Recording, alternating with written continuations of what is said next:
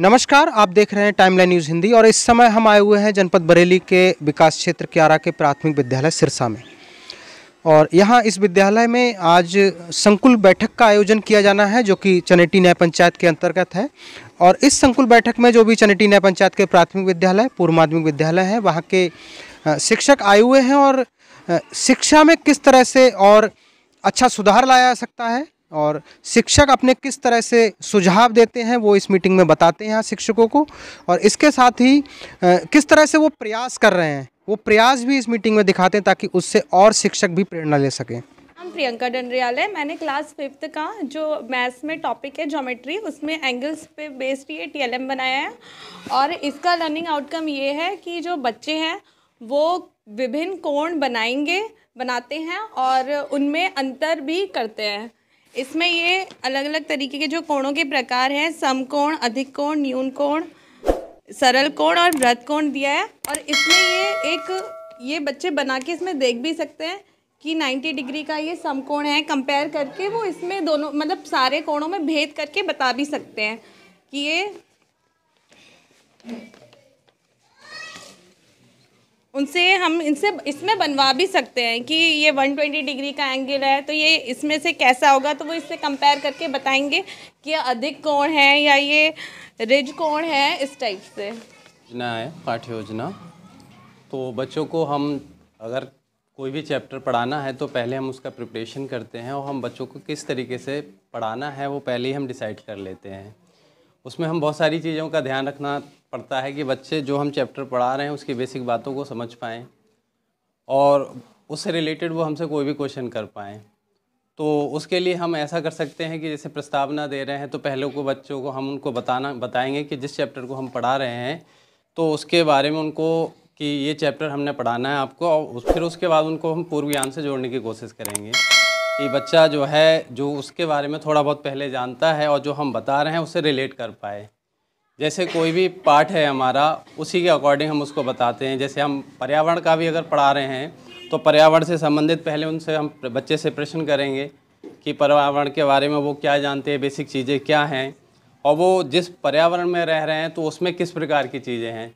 उसी से बच्चों से पूछ कर हम फिर उन्हीं से उनके पूर्व ज्ञान से जोड़ते हुए जैसे भौतिक चीज़ें हैं या फिर भौतिक चीज़ों में जैसे जैवीय हैं अजैवीय हैं उससे हम पूछेंगे और फिर उसके साथ हम अपने चैप्टर को आगे बढ़ाते चले जाएंगे। फिर उसके बाद बच्चे को देखेंगे कि वो अगर वो हमारे पढ़ाई हुई से रिलेट कर पा रहा है तो उसके अकॉर्डिंग हम धीरे धीरे अपने टीचिंग लेवल को बच्चे के पाठ के अकॉर्डिंग आगे को बढ़ाते चले जाएंगे। कई बार होता है बच्चों को पहाड़े याद करने में बहुत दिक्कत आती है, तो क्योंकि मेरा म्यूज़िक में इंटरेस्ट है इसीलिए मैंने म्यूज़िक को साथ में लेके चली और एक बच्चों का थोड़ा मेरे पास वीडियो भी है, लेकिन फ़ोन में थोड़ा सा दिक्कत आएगी, लेकिन आप सब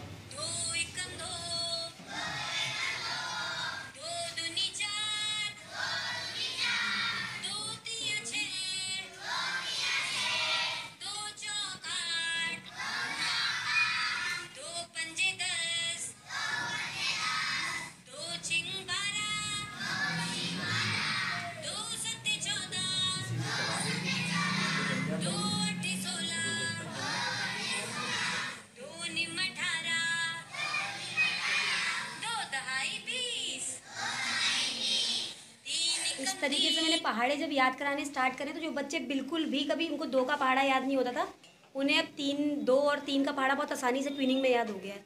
तो इसी तरीके से पहाड़ों को हमने ट्विनिंग में लेके चले तो कहीं ना कहीं कक्षा 2 और 3 के बच्चों को म्यूज़िक में इंटरेस्ट रहता है तो उसको रिलेट करके म्यूज़िक से वो चीज़ें वो सीख रहे हैं। इसी तरीके से कई बार कोई चैप्टर आता है तो उसमें कुछ 4-5 लाइन्स ऐसी होती हैं जो तुकबंदी वाले होते हैं, तो हम उनको पोएम्स को तुकों के साथ करवाते हैं तो रीडिंग में भी उनको धीरे धीरे इंटरेस्ट आने लगता है, मात्राओं का ज्ञान धीरे धीरे होने लगता है। तो ब्लैक बोर्ड पे फिर उन शब्दों को बहुत ध्यान से समझते हैं तो इससे मात्राओं के ज्ञान में भी आसानी होती है। ये मैं पूर्व माध्यमिक विद्यालय उमरसिया में अनुदेशक के पद पर हूँ और ये कार्यपत्रक है बच्चों के लिए कक्षा 7 का सामाजिक विषय। तो बच्चे जो हैं पाठ्यक्रम में अपने जब पाठ पढ़ते हैं और एक बार में उन्हें समझ में नहीं आता है पाठ, हम कोशिश तो करते हैं और अगर हम उससे कहें पाठ पढ़ने के बाद कि अपने प्रश्नों के उत्तर स्वयं हल करिए तो वो नहीं कर पाते हैं। तो इसलिए हम कार्यपत्रक बनाते हैं जो इसमें छोटे छोटे पॉइंट्स हम बना के लिखते हैं और उनसे जुड़े हुए क्रियाकलाप बांट देते हैं। फिर उसके बाद बच्चे स्वयं इन क्रियाकलाप को, उन छोटे छोटे पॉइंट्स को पढ़ते हैं और आसानी से कर देते हैं। इसमें उन्हें बहुत रुचि आती है और इस रुचि के कारण हल ये होता है कि बच्चे जो है वो पाठ्यक्रम के, अपने पाठ के प्रश्नों के उत्तर स्वयं हल कर पाते हैं। सर ने इसको बहुत मेहनत से पढ़ा रहे हैं, आप सभी लोग बहुत मेहनत कर रहे हैं, लेकिन एक चीज़ मुझे बहुत अच्छी लगी, हर बच्चे का इवैल्यूएशन वो टाइम पे करते रहते हैं, हर महीने में। मतलब अब मेरे बच्चों की प्रोग्रेस क्या है, इस समय कौन सा बच्चा किस लेवल पे है, एकदम क्लियर पिक्चर। यानी कि आपके क्लास में अगर कोई आ जाता है तो आप तुरंत हर बच्चे के बारे में नहीं बता सकते, लेकिन अगर आपके पास रिकॉर्ड है तो आप तुरंत दिखा सकते हैं, केवल एक पेपर के माध्यम से, एक रिकॉर्ड के माध्यम से, कि हमारे बच्चे हम क्या कर रहे हैं और हमारे बच्चे कहाँ पे हैं। तो ये मुझे बहुत अच्छा लगा। Thank you. कहा जाता है कि परिवर्तन एक नियम है, जो अपने कार्य व्यवहार में परिवर्तन नहीं लाते हैं उनको दिक्कतें होती हैं, परेशानियां होती हैं, और समय के साथ चलना चाहिए। तो ऐसे ही बच्चों का है, जैसे मैंने इनका देखा, ये प्रियंका ने बनाया है, ये देखिए इन्होंने कितना अट्रैक्टिव लग रहा है। अगर आप इसको यूज़ करेंगे तो इन्होंने एक ही एक क्लॉक बना दी है यहाँ पर, इससे आप उसका मेजरमेंट भी सिखा सकते हैं। वो इसको देख के मेज़र कर लेंगे कि कहाँ पर 90 डिग्री हो रहा है, कहाँ 180 हो रहा है। एक ख़ास बात ये है कि समकोण, अधिक कोण, इस पर हम बाद में जाएंगे, पहले तो वो मेज़रमेंट ही सीख जाएंगे। आप कुछ मत कराइए, पहले इनको मेज़रमेंट सिखा दीजिए, ये भी एक उपलब्धि है, और उसके बाद फिर आप इस पे जा सकते हैं। दूसरी बात, इस टाइप का अगर आप TLM बनाएंगे तो ये आकर्षित करेगा बच्चों को। लास्ट टाइम आप लोग आए थे, नेक्स्ट टाइम जब भी आप हमारे यहाँ आएंगे, आप मैडम का क्लास देखिए, पूरा उन्होंने क्लास को फुल कर दिया है TLM से।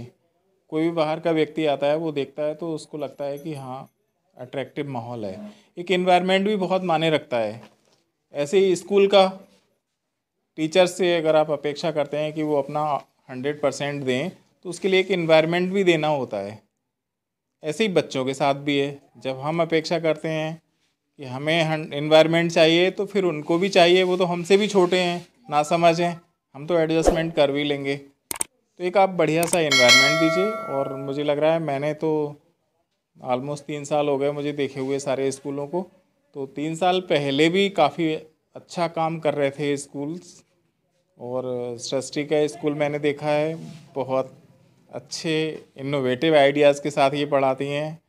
गीतिका हैं, इनका क्लास बहुत अच्छा चलता है। बैठक में उपस्थित सभी अध्यापकगण और हमारे संकुल शिक्षक ARP महोदय, सभी लोगों का मैं अपने विद्यालय में उपस्थिति पे हार्दिक स्वागत, अभिनंदन करता हूँ। अच्छा लगा, क्योंकि ये संगोष्ठियाँ जो हैं, हमारे बहुत सी जो कमियाँ हैं आपस में तय कर देती हैं कि हमें क्या करना है। इन संगोष्ठियों से हम कुछ ना कुछ सीख के जा रहे हैं, और हमेशा टीचर अच्छे ही काम करता चला आया है। विषम परिस्थितियों में भी उसने अच्छा काम किया है, और आज एक ऐसा समय आ गया है कि हमें बहुत एक्टिव रहने का समय आ गया है।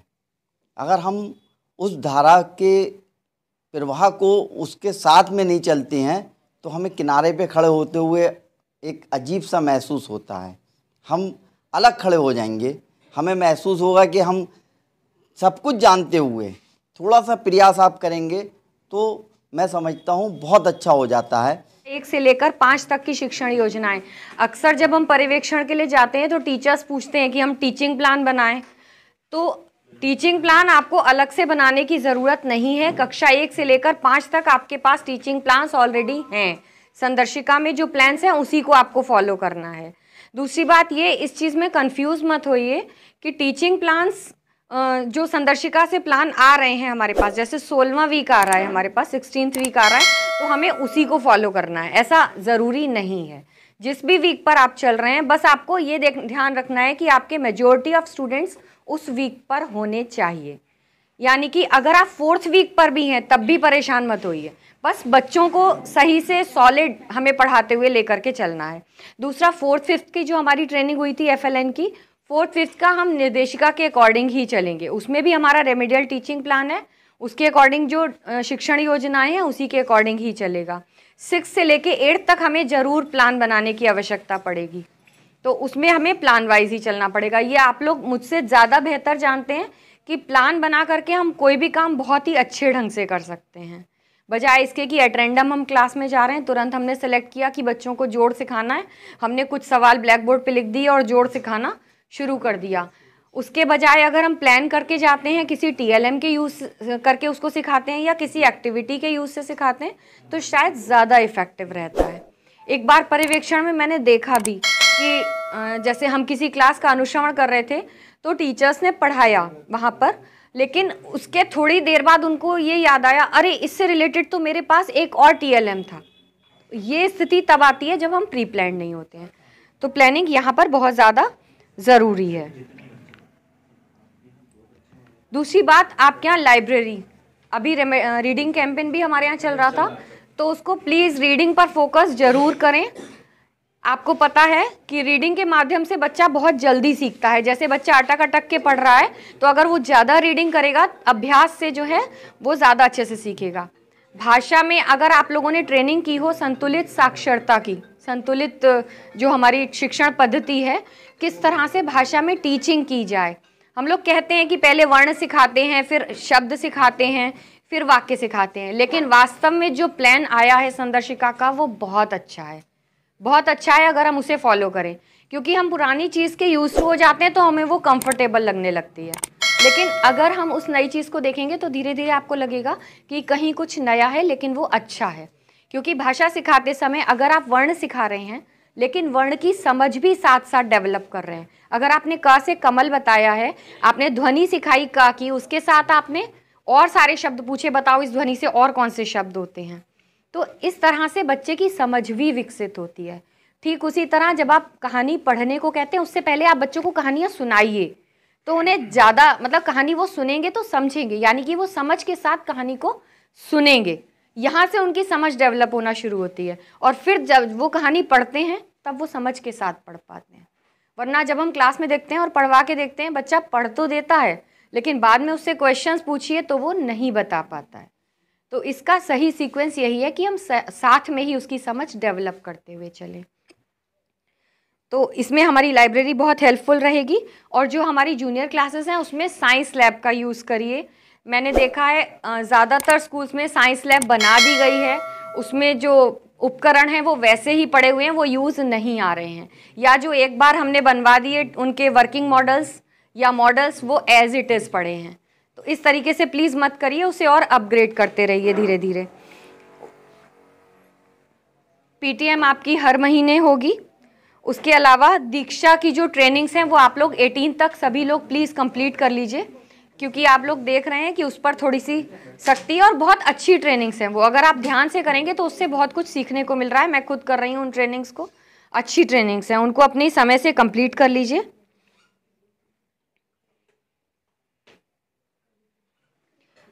और एक चीज़ और, अभी तक ये था कि केवल शिक्षक संकुल को अपना अपना विद्यालय निपुण बनाना है, पर क्योंकि हमारा ब्लॉक जो है बहुत छोटा है और हमने सारे प्राइमरी स्कूल जो काउंट करे हैं, क्योंकि हर ARP को 10-10 स्कूल गोद लेने हैं, तो हमारे पूरे ब्लॉक के सारे स्कूल्स निपुण बनने हैं दिसंबर 2023 तक, और जो संकुल विद्यालय हैं वो जुलाई 2023 तक उन्हें निपुण बनाना है। तो हम में से कोई भी छूटा नहीं है। हम सभी लोगों को निरंतर प्रयास करना है कि अपने विद्यालय को जल्द से जल्द हम निपुण कैसे बना सकते हैं। इसके लिए आप अपनी स्ट्रेटजी खुद बना सकते हैं।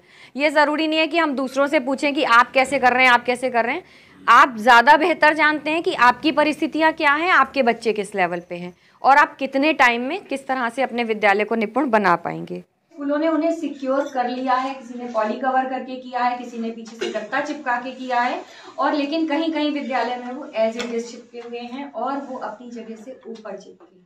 आप देखेंगे जब हम उन्हें बिल्कुल बच्चों की साइड पे, बच्चों के दृष्टि स्तर पे लगाते हैं तो बच्चे उसे पढ़ पाते हैं। अगर क्लास में टीचर नहीं भी है तब भी बच्चे उसका यूज कर सकते हैं, लेकिन अगर आप उसे ऊपर लगा देते हैं तो उसका यूज उतना इफेक्टिवली नहीं हो सकता है। दूसरा, अगर आप उन्हें सिक्योर कर लेंगे तो जितना टीचिंग मटेरियल आपके पास है, जितना TLM आप बनाते हैं वो उसमें ऐड ऑन होता जाता है, और अगर वो खराब हो जाएंगे तो वैसे तो आप बना भी नहीं पाएंगे दोबारा से। तो कोशिश करिए कि उन्हें हम सेव कर लें, चाहे वो किसी भी तरह से करें।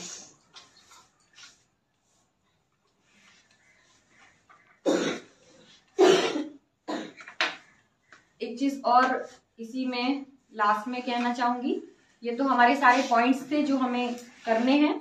जैसे अभी सर ने ये कार्यपत्रक दिखाया था भिन्न का, तो जब हम बच्चे को कोई भी चीज पढ़ाएं उसे उसके व्यवहारिक जीवन से जोड़ कर पढ़ाएं।